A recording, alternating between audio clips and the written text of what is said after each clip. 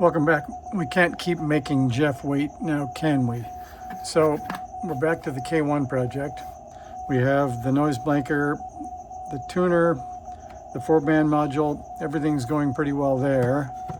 We have pieces of a KBT2, pardon me, a KBT1 here.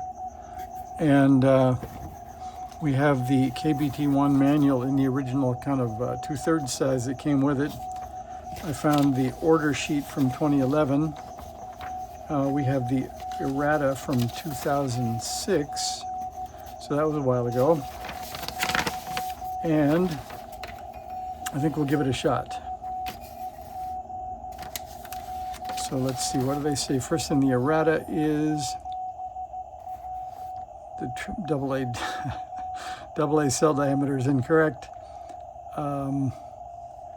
Okay, we got to put the neoprene spacers. Okay, we put the neoprene washer on the speakers, so those are not too bad. So nothing really serious. We likely will need our vise, so I'll grab that. So I think we'll be soldering to a switch. So we have that coming up, and we will likely need a soldering iron, so I'll pull that out. And it hasn't starred in any videos, but you can see my rusty old, what is that called, a PH1201 there. And the reason it makes racket is because somehow the old W60P, it sticks in the nose of it and makes a racket. But anyway, that's what we're going to use. So that will be the soldering iron of choice. And let's see, we have a roll of solder, and let's see, we have to, oh, this is a cool thing. I don't think I've shown you this. The wife gave me this because I kept leaving the soldering iron on. So this is a plug-in thing you plug your soldering iron into, and when it's on, that's red. So it makes me notice that I've left the soldering iron on, and it may have saved maybe some burns, I don't know. So let's see. There goes the neighbor's garbage can across the road.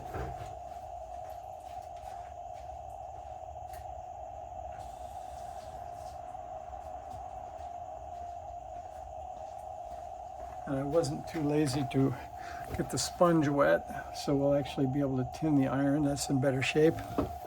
All right, I think we can start. So there's our battery holder and our bracket.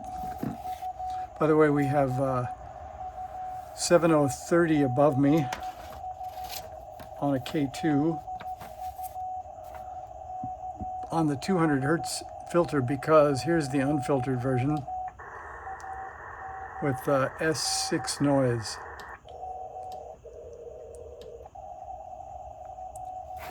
So that helps. So I told you I didn't have any antenna. I fixed that. I got a spool of electrical wire, ran it out the door of the garage, hooked it up to the wire antenna lead on the MFG 969. I drug it up over the roof and laid it on top for now until I get an antenna. So I think we're going to start with the switch and the diode. So that's what we'll get out of our bag here.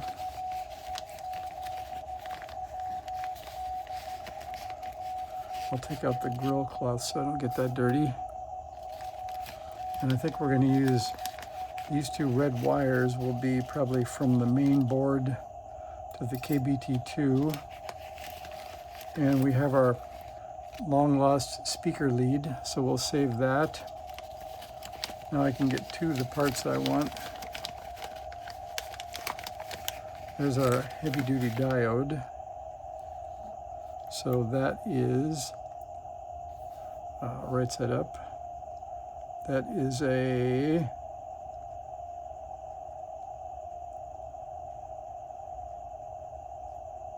quite nice. And our switch.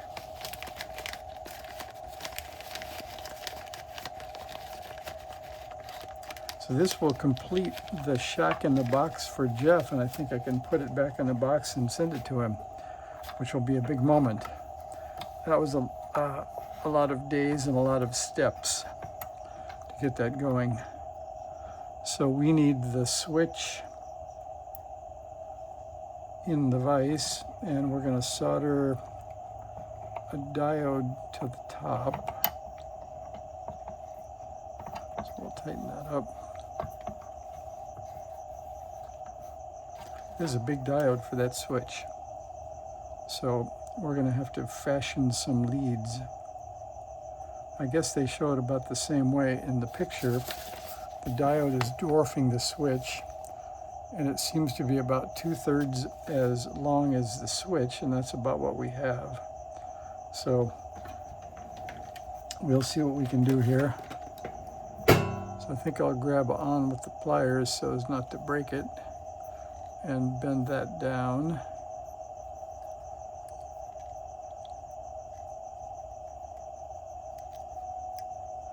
And then I guess we have to come back in on ourselves. They don't show much more than a loop, but I'm not sure if we can pull that off or not. Let's try.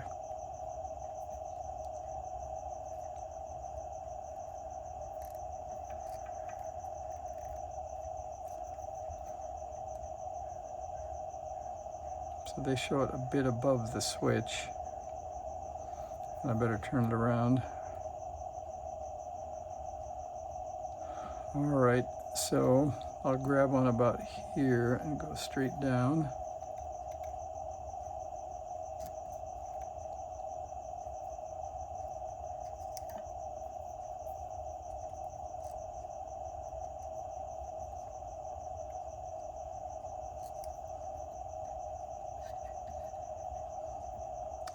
Guess that's not bad.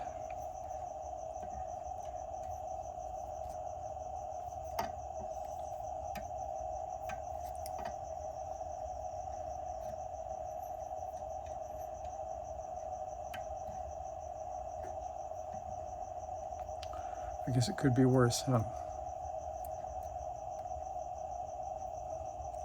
And then it looks like from the picture the leads are too big to fit actually into the switch holes. So let's see if that's true.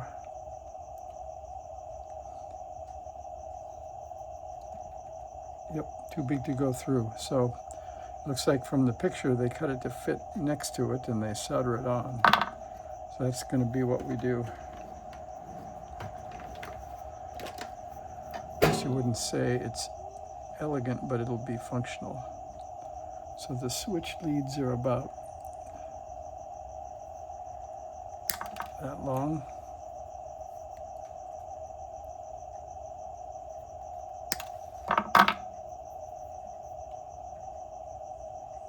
And they show it on the outside of the switch terminals.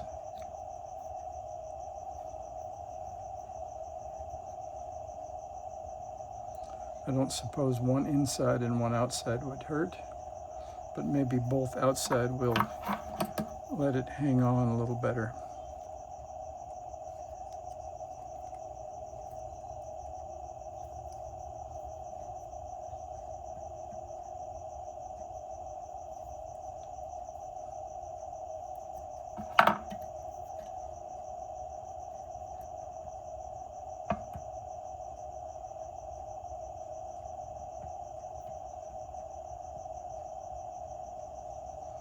Almost.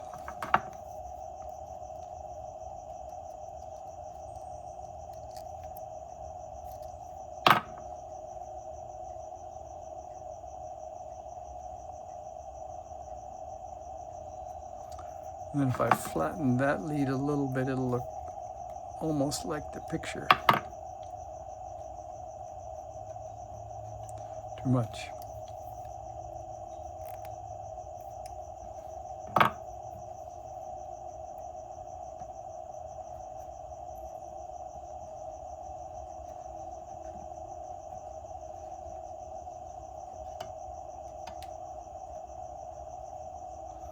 All right, well, that looks like the picture to me.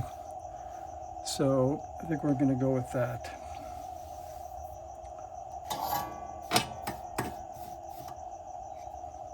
What do you think? Not bad? Came out pretty good. I think I'm going to use the fatter solder for this since it looks like it's going to eat some. All right, here we go.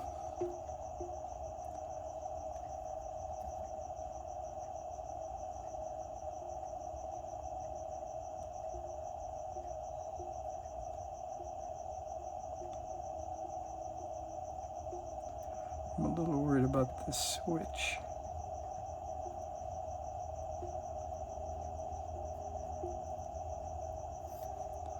Melting, and hopefully it won't. We need to straighten that up just a little bit.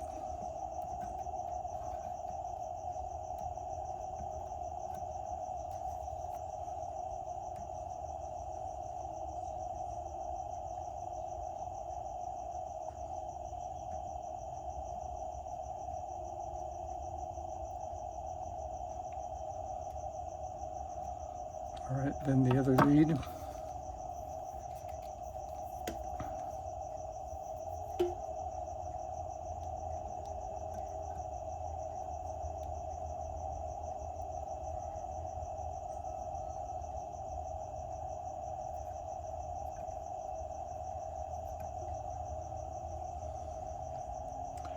don't think I like it that much.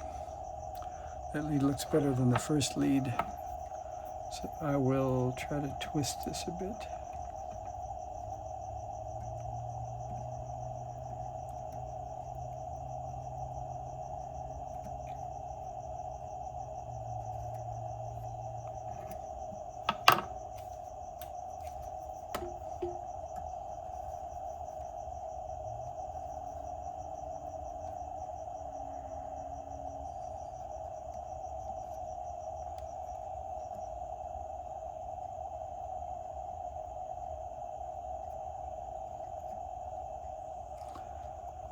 I'll have to inspect that in a minute. So that's way too long already. All we got is a diode on a switch. So I'm going to call that a moment. We'll make this part one of getting started, and I'll come back in a bit and we'll finish it up.